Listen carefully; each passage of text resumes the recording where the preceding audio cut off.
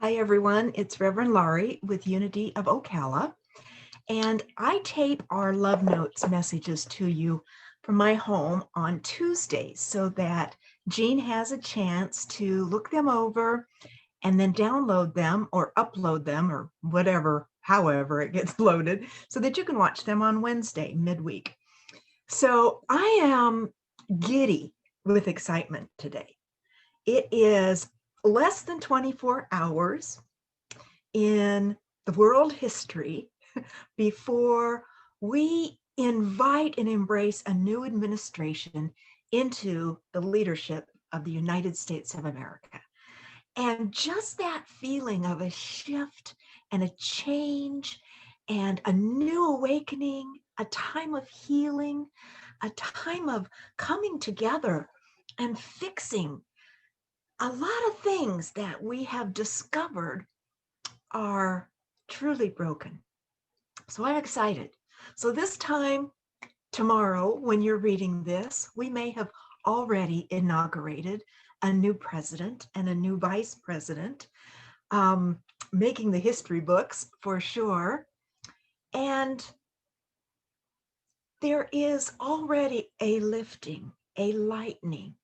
Whenever there's a shift this dramatic, there is this bright flash of hope of what does the new hold. Now, I'm sure that there are many who are not excited about this change, that did not want to see this happen. And they are our brothers and sisters, sometimes literally, but certainly countrymen, women, children, maybe, men, women, children, families, groups that are not as excited about this.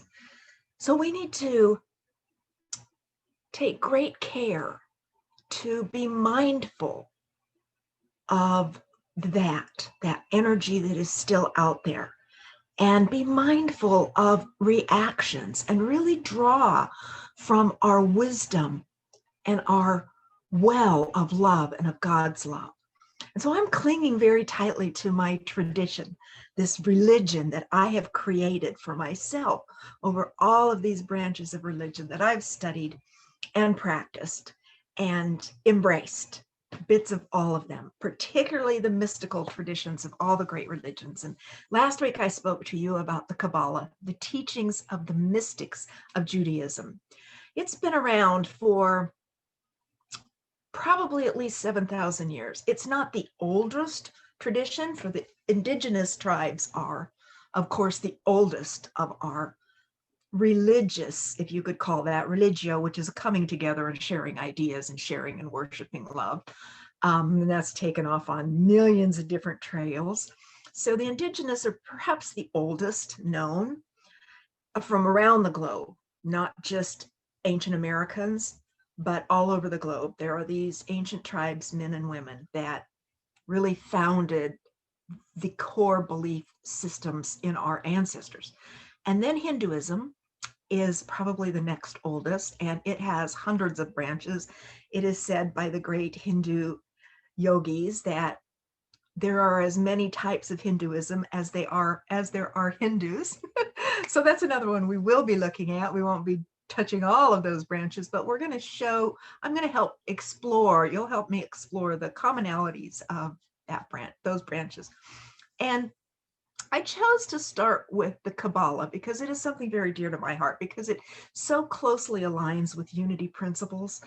And it even goes deeper and explains the whys and the hows, particularly in the cosmos and universe. And I love that, because that scientific part of my brain is just always aching to be soothed in this spiritual search and studies. And that it predates some of the other foundational and mainstream religions. Judaism, and particularly the Kabbalah, predate Judaism as it is known today, particularly the Orthodox branches.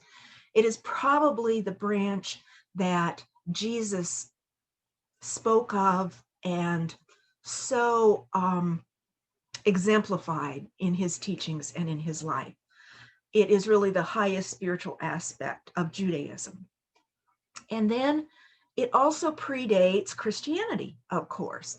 And you see that the mystics of the Christian religion particularly those 12th, 13th, 14th century mystics, really had the same essence of the teachings of God that the Kabbalists did.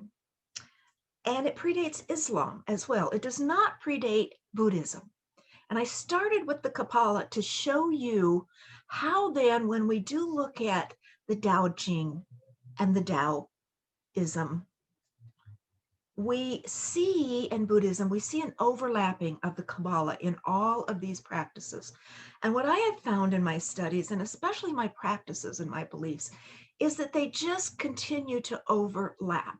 The language has been changed a bit, but there still seems to be, in the mystical teachings, this grounding principle that God is in and through everything, that God is not a human entity, not an individual. It's more of an energy, a creative force. And then those mystical branches each have their orthodox branches to them.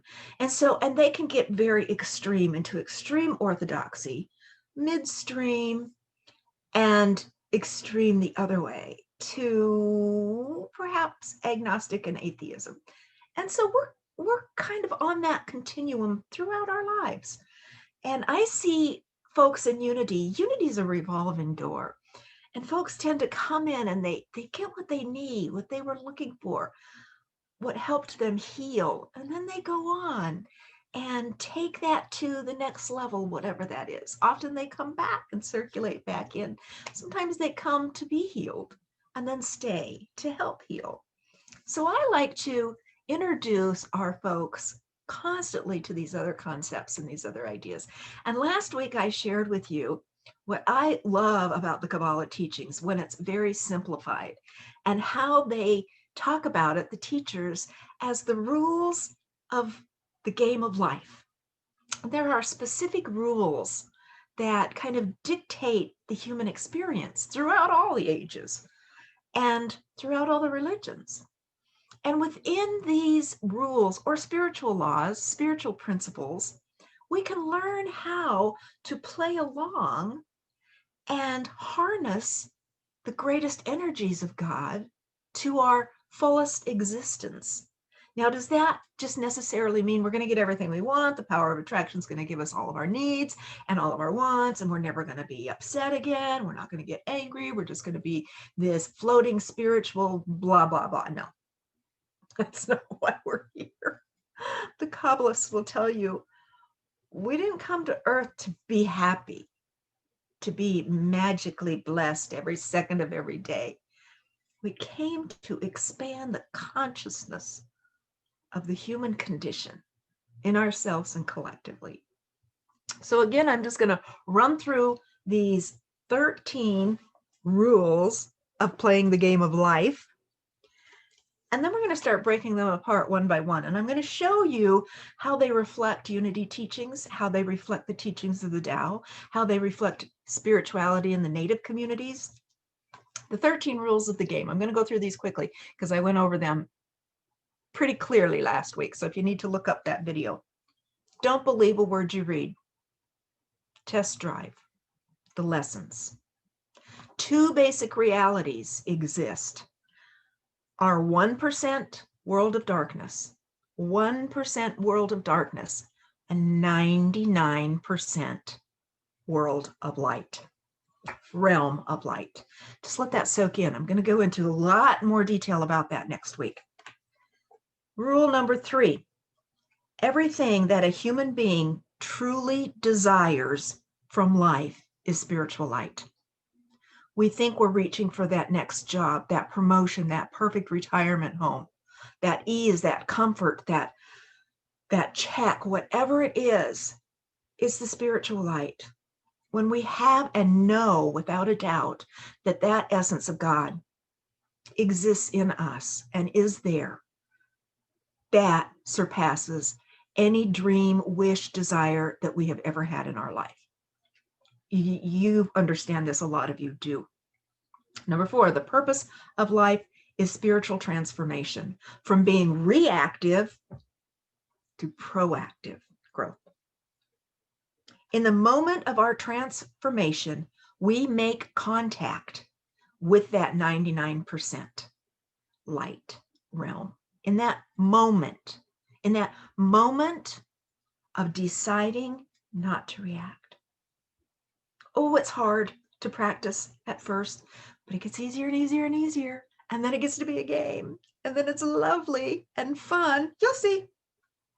Never, and that means never, lay blame on other people or external events. We'll get to that. Resisting our reactive impulses creates lasting light. This is really key to building the spiritual strength, those spiritual muscles needed to sustain that light for more than just nanoseconds or little glimmers after prayer, or when a prayer is answered, that moment of, ah. Resisting the reactive nature in us causes lasting light. Reactive behavior creates an intense spark initially. When we get back at that person with that knowledge that we have and that proof and that evidence, and we show them, oh, there's a high in that. But it doesn't last. And the crash is deeper. The crash is deeper. This is where wisdom really begins to come in. And we call on that power of faith. And we call on that power of wisdom to hold us in check, to let us test drive these lessons. Don't believe this until you do it. Game rules number 9. Obstacles are our opportunity to connect.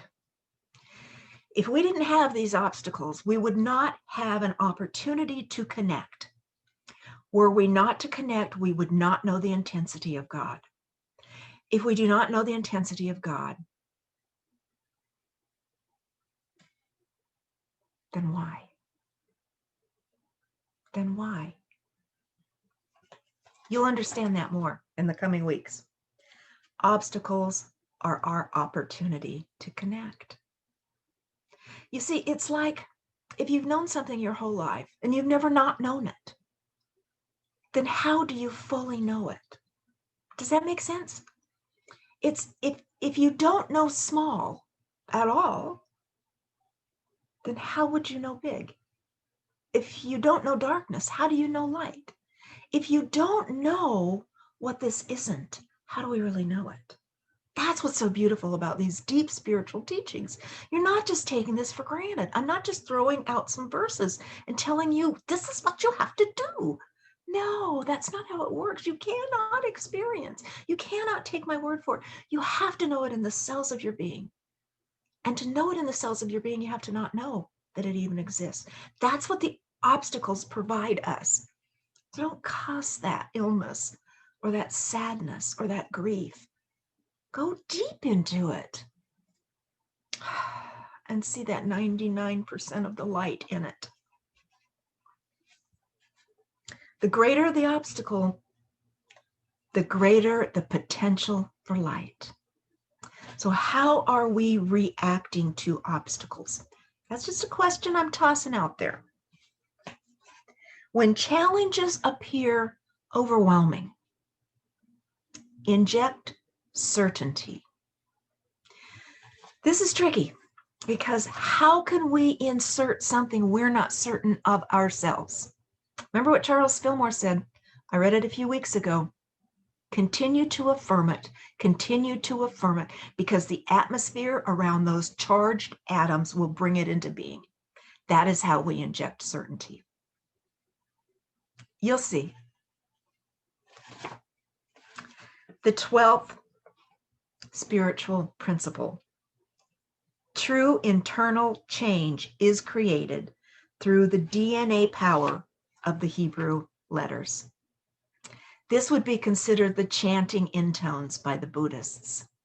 The chants, the speaking of the power and force of the Creator, speaking it into being. And God spoke light into the world and spoke the light into the man of God. It's Yossi. Very exciting. We're going to learn some Hebrew. Get out your Yiddish books. All of the negative traits that you spot in others is merely a reflection of your own negative traits. By eliminating those negative traits in yourself, funny thing happens. I remember when I was deeply into unity about 2 years in, and I was really going deep, and I was so immersed in it because I kept waiting for the other shoe to drop. I kept thinking, okay, well, where's the rest of the religious stuff? I've been there, done that, seen it. No. The other shoe didn't drop. And I didn't notice it right away, but people around me did. And I kept hearing over and over, something about you is different. Something about you has changed. I remember my brothers that I loved to debate about deep philosophical and political topics. We would just get into the intellect. And I just didn't really have a desire to do that anymore. And they were quite disappointed. I remember my brother saying to me, wait, so you're not going to debate with me anymore? I'm like, not in that manner. And I noticed that people around me started to change. I thought it was them changing. I was changing the way I was reacting to them. We're still human. We have our moments. But I'm finding that being able to be in control of my reactions is so incredibly empowering. And when I allow myself to step back as if a movie is playing and eat popcorn and watch all the players in God's drama and see all these choices I have to rewrite the play, to take an intermission, it becomes this grand game. So we're going to start right from the beginning of the Kabbalah lessons, the simplified lessons, because this is lifetimes of teaching. But just to get us kind of on the unity platform and where we are and what we're learning with the powers within us. This first one, this teaching, particularly these that have been distilled from the masters, they date back from the 1st and 2nd century, that when they actually started becoming written down. And it is passed through in all these generations. Don't believe a word of what you read. Don't believe a word of what you read. If you do not find a path that is spiritually soothing, intellectually stimulating, psychologically healthy, and emotionally healing, then it's not the one for you. So don't just believe what is being given to you in blind faith. Try it on. Work the principles and see how your body feels, your mind feels, your spirit feels, your senses feel, your intellect feel. This is the month of faith. This is Simon moving into Peter, opening with inner ears. Simon represents the ear, listening deep within. These are some of the questions we're going to address in just this little study that we're going to do over the next few months. And the Kabbalah and unity can address all these age-old questions. And this is what I want you to think about in these next coming days, in what is ours to do from here. Where do we go from here? And individually and collectively, as a church, as a group, as brothers, as sisters. Is there a God? Try that on this week. Is there a God? Get out your journal and just start writing that down. Write that question. Is there a God? See what comes out. Why is life so filled with chaos and pain? Why are we here at all? Have you ever asked yourself that? What's the point? How can I achieve uninterrupted fulfillment in my life? Did any of you write fulfillment on your white stones? I wonder. The Kabbalah can tell us many things. the thing that at its heart, it encourages us to explore these practices and try them on. These are impressive statements. And so I want to first just leave this for you to ponder. The reason that Charles Fillmore would say, don't believe what I'm saying, challenge me. Challenge me. The Kabbalah says, don't believe a word of what you read. Try it on. Test drive it yourself. It is the difference between a belief and a knowing. And this is key. This is really what I want this first lesson to involve. It's the difference between believing and knowing.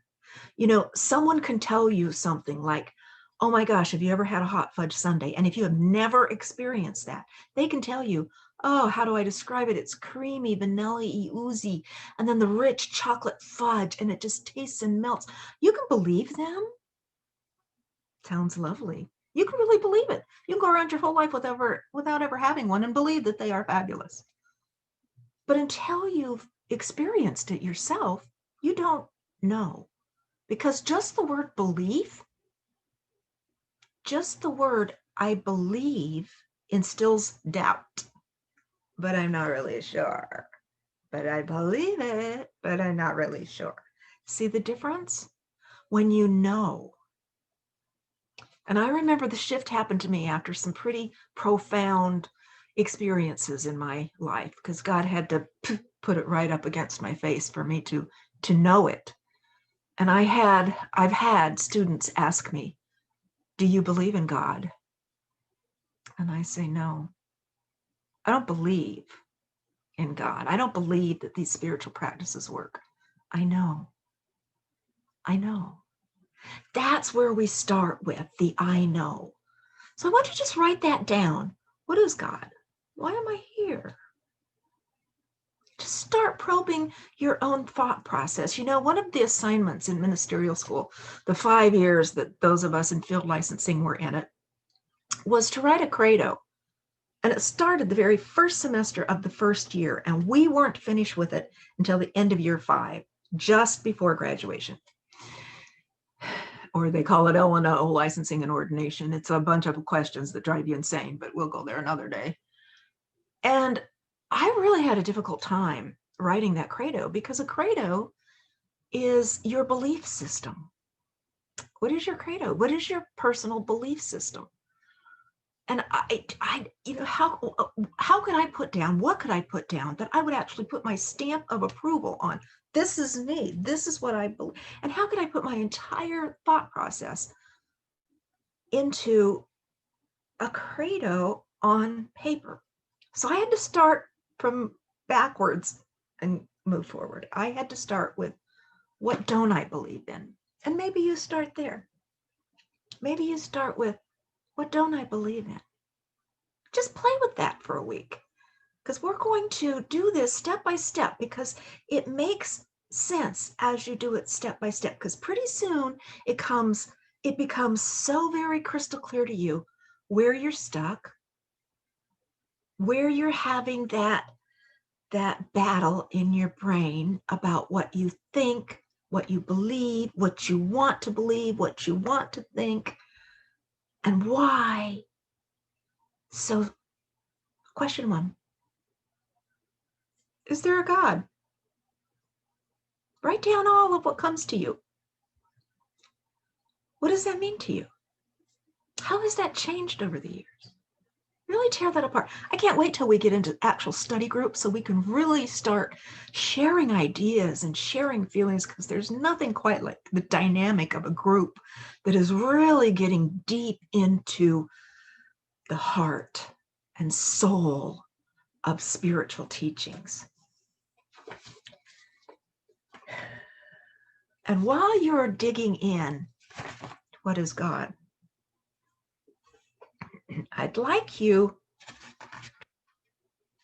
to also take a peek at that second principle that we're going to talk about next week. 2 basic realities exist. in this tangible, sensual earth. Two realities, 1% darkness and 99% realm of light. Think about that. Just think about it. Lots to talk about. It's going to be a good week. Sunday, we're going deeply into the story of Peter and his wistful faith and how he became such a starch and ardent supporter of Jesus, particularly after the crucifixion.